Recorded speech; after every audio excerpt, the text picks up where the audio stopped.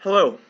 There's a couple of stories, well, two stories I wanted to share, and I think that they might shed some light on what possibly could have happened to Chris Kremmers and Fron, and this is from my perspective.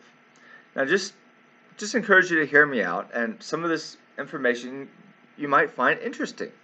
You might not find it interesting, but anyway, I just wanted to share a story that I went to the Grand Canyon. I don't know, maybe about 7 or 8 years ago. And yeah, about 7, 8, 9 years ago, really great trip. Went to Arizona, went to Grand Canyon, and went to the Grand Canyon all the way to Tombstone. And Tombstone, Arizona is at the bottom of the state, and I was at Tombstone on Halloween. It was kind of a cool because you're on Halloween day, you're at Tombstone where the people dress up like Wyatt Earp and Doc Holliday, and that was kind of cool. But anyway, that's a different story anyway. But anyway, I went to the Grand Canyon, and there's some dangerous parts of the Grand Canyon. The Grand Canyon is a lot more dangerous than this trail that Lisanne Kroon and Chris Kremmers went on. Grand Canyon is a place where I don't know the recent data, but when I actually went and I was talking to the tour guide, people die. People die at the Grand Canyon. And it's some of the parts of the Grand Canyon are very steep, and you would think that the deaths from the Grand Canyon were from falling. However, according to my tour guide, most of the deaths that occur at the Grand Canyon, they aren't from people falling to death. They're actually from people that they go too far down the canyon, they go farther than they realized, and Arizona is pretty hot. During the summertime, it's really hot. I mean, I went there, and like one day it snowed at the Grand Canyon, which was cool in October, but the next day it was pretty warm. So the weather's, I mean, Arizona, northern Arizona, it's kind of the weather's a little, you know, can't really, guess what it's going to be. Well, anyway, most people, according to my tour guide, that the vast majority of people, not just most, not just 50 or 60%, but the vast majority of people who die at the Grand Canyon, they die from dehydration. They don't die from falling, they die from dehydration. So I'm thinking this, and I'm thinking, okay, well, Lisanne Chrome and Chris Kremmers, they go on this trail that's not nearly as treacherous as the Grand Canyon is. If you've never been to the Grand Canyon, trust me, Grand Canyon can be treacherous at places, and people being people will go to those treacherous places, but they usually don't die going to those treacherous places. Instead, if they die, they usually die from dehydration. Now, I bring this up because, at least, and then I want to bring up another story. Dehydration is the biggest threat, and it is debilitation. It doesn't take till day 8 till it debilitates you in the proper weather. Now, I also wanted to talk about my experience in Northern Illinois. Now, if you've ever been to Northern Illinois, now I'm not talking about Chicago. I'm just talking about the state outside of Chicago. There's cornfields. There's a ton of cornfields. The ground is flat, and there's cornfields.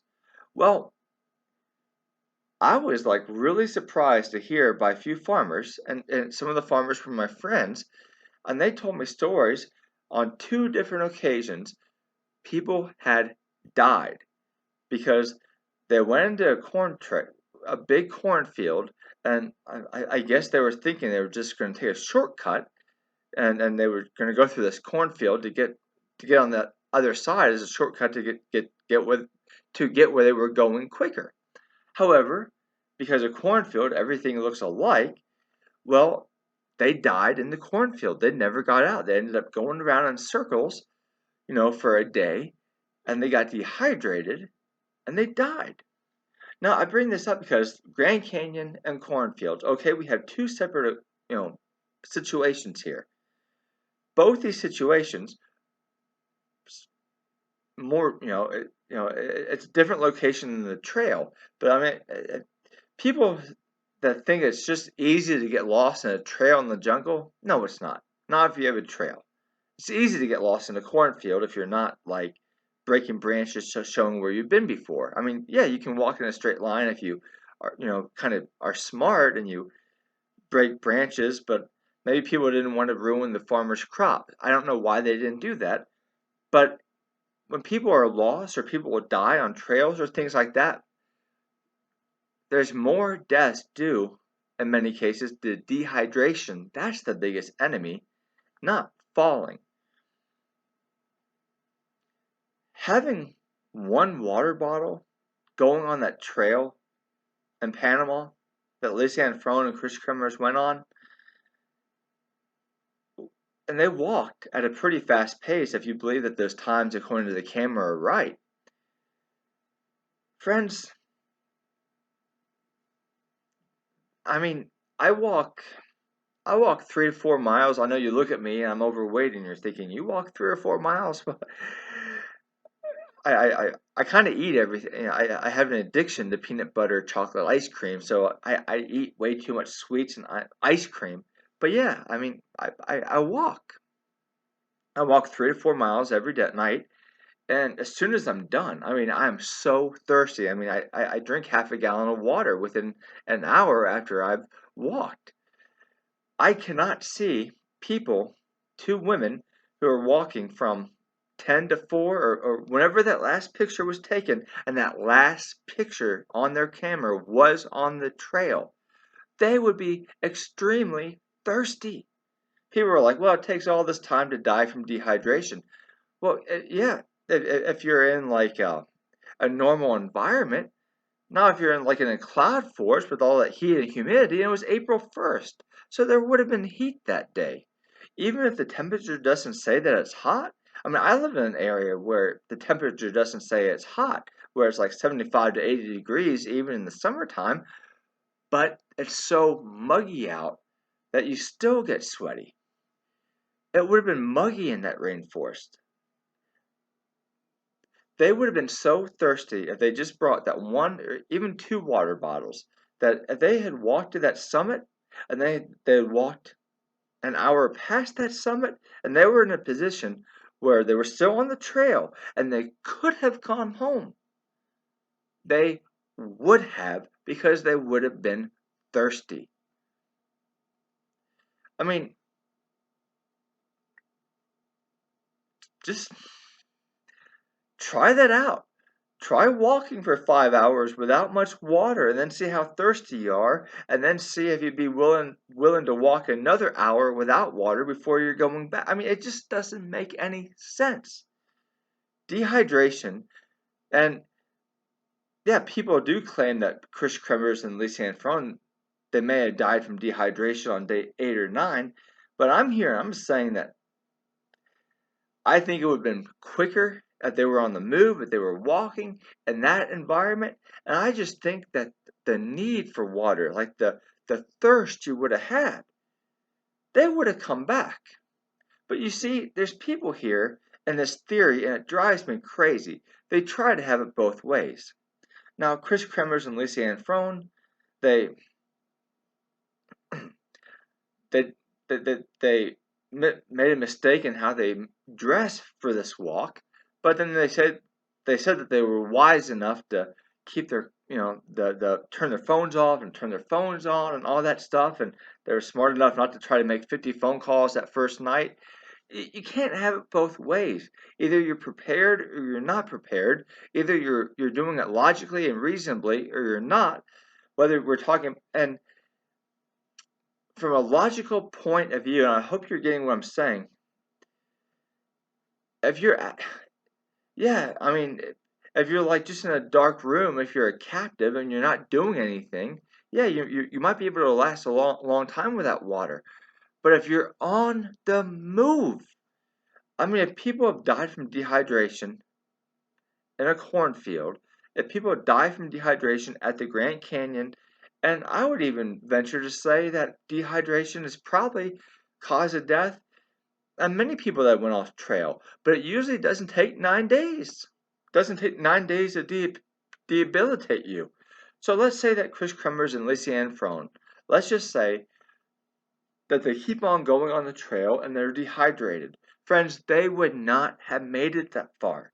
They would not have had the energy to make it that far without water. They wouldn't have. Without the fresh water. They would have they would have remained in the scale of the search area. The search that happened on April 2nd, April 3rd, all the way to April 6th. Some people argue they were good searches, some argue that they were bad searches, but either way, even if it wasn't that very good of a search, if you want to be found, you wouldn't have made it very far without water. And these people that say, well, you can live this long, you can live up to 10 or 11 days without water, and they just kept on walking, and they walked right out of the search area, and they walked that far. No. Try just for a little. If you want to prove my point wrong, don't drink any water and just start walking and see how far you make it. See if you can walk 5 hours, 6 hours before you're like, man, I got to have some water. If you walk 5 or 6 hours without water, you're walking 5 to 6 hours. I am betting that you'll come to the conclusion, well, I better go home. I need a drink. I'm not going to prolong my trip by seeing another sight. I'm too thirsty. I need something to drink. So anyway, this is my viewpoint on the water, and I think it's a pretty good viewpoint, and it doesn't prove anything. But when you start bringing in life experiences and you start connecting this trail to other places like the Grand Canyon or a cornfield, and the idea that this jungle, that this forest was a jungle and was just a dense jungle that they got lost in, friends, Google map this trail if you think that's the case. You can go to North Carolina, you can go to Kentucky, you can go to West Virginia, you can go to Virginia, you can go to Colorado, you can go to all these places that have these beautiful national parks, and they have harsher, dense forests. I have a denser forest, which in 1/4 of my house than this jungle did, than this trail that Lisa Ann Fron and Chris Kremmers did. Yeah, there's a couple places it was treacherous. There's a couple places where the trails by my house are treacherous. Dehydration is the biggest issue here. Now, of course, there's a lot of different scenarios. This isn't ironclad, but remember, what's likely, what's not likely. Anyway, thank you, friends, and take care.